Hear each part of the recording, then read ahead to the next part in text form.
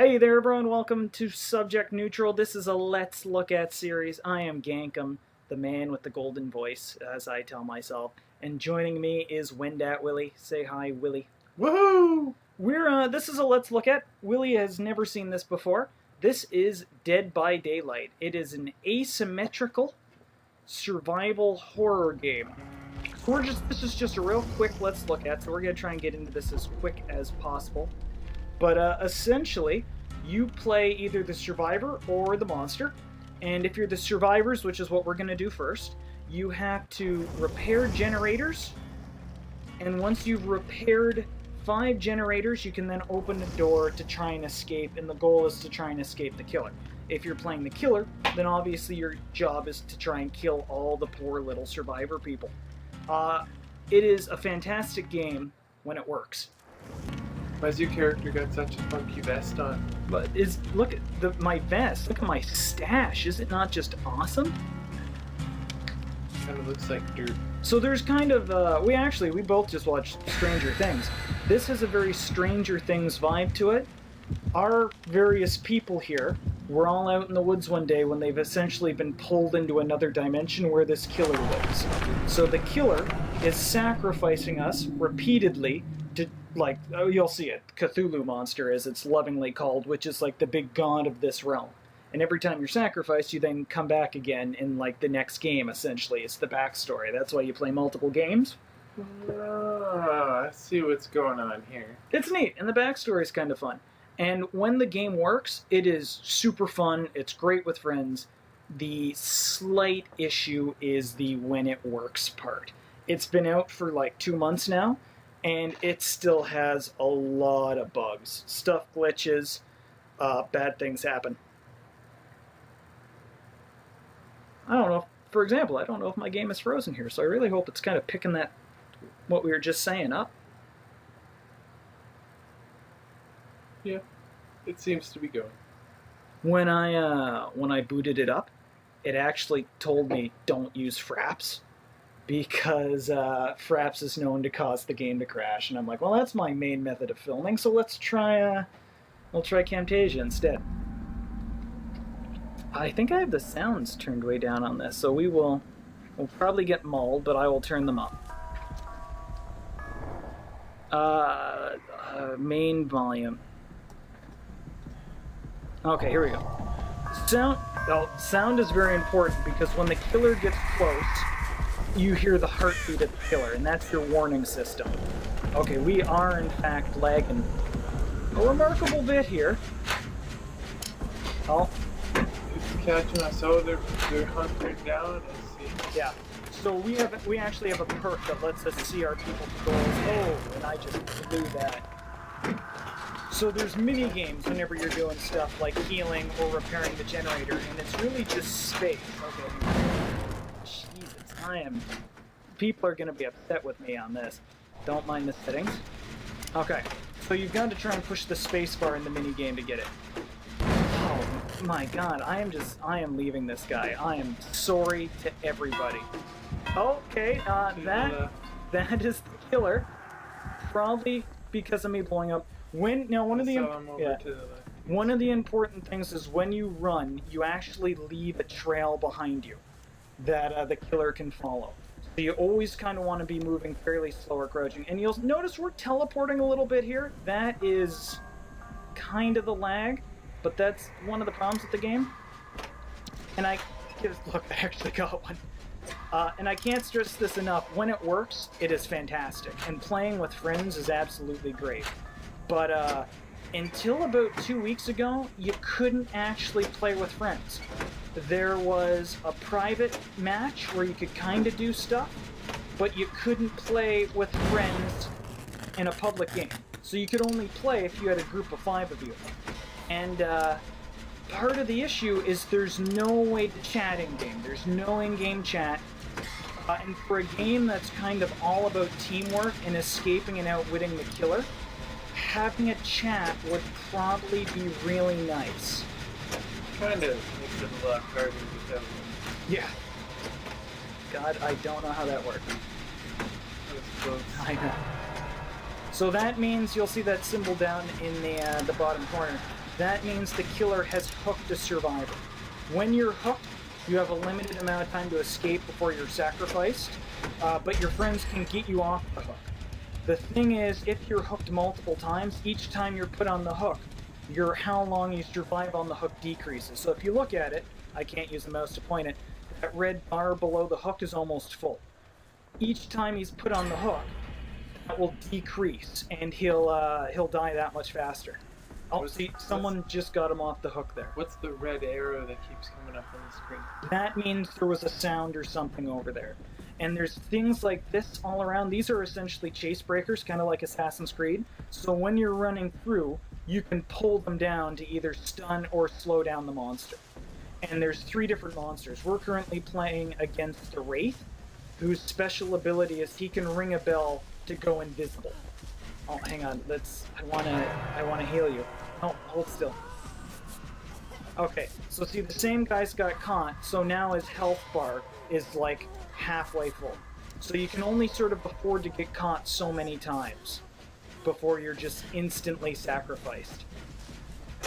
Now, the game is all about survival, but as long as one survivor wins, the killer essentially loses. Oh, and that big flashy thing we saw in the background is one of the survivors just getting his ass sacrificed. Yeah, I'm getting the hell out of here now. So the killer, when he's invisible, that heartbeat means the killer's close by. And because of the killer's special, oh god, get through the thing. No. So, see, chase breaker. That said, the killer moves almost twice as fast as the survivor, so you need to use the chase breakers to actually get away from him very well. Otherwise, he will just catch up. Oh, that's bad. See, look, this is our nice fancy killer guy. What do you think? Alright, and now we can attempt to wiggle ourselves free, but frankly, this has never worked for me. Come on. One of the annoying things, too, is the lobby. You have no control over it, so you're frequently playing with people who are all kinds of different rankings. So we're ranked 20 right now, because I don't actually rank up that much. But there's a very good chance the killer is a higher rank. So we can attempt to escape, but then each failed attempt lowers our health bar, and there's only a 10% chance to actually escape. So I'm kind of waiting to hope someone comes to rescue us, like maybe that person over there, who may or may not be running away from us. And then you can see Cthulhu monsters slowly coming into being.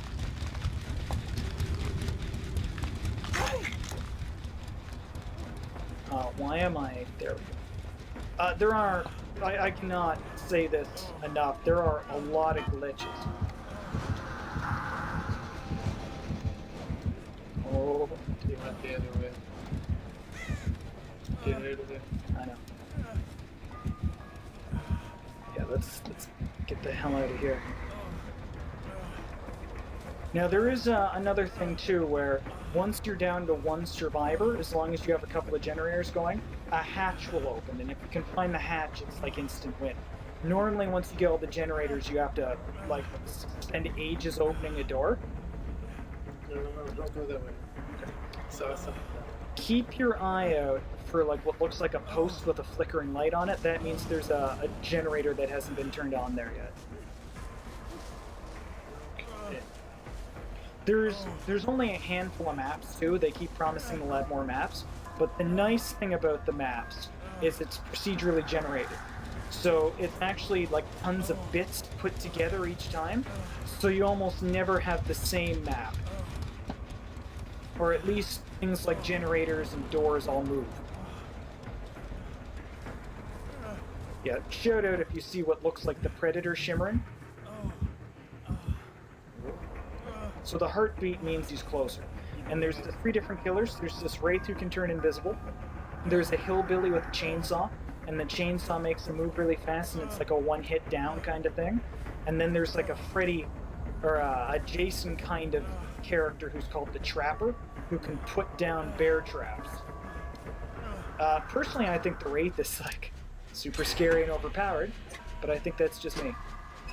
The internet seems to think that for the most part, survivors are pretty overpowered if you have a decent crew.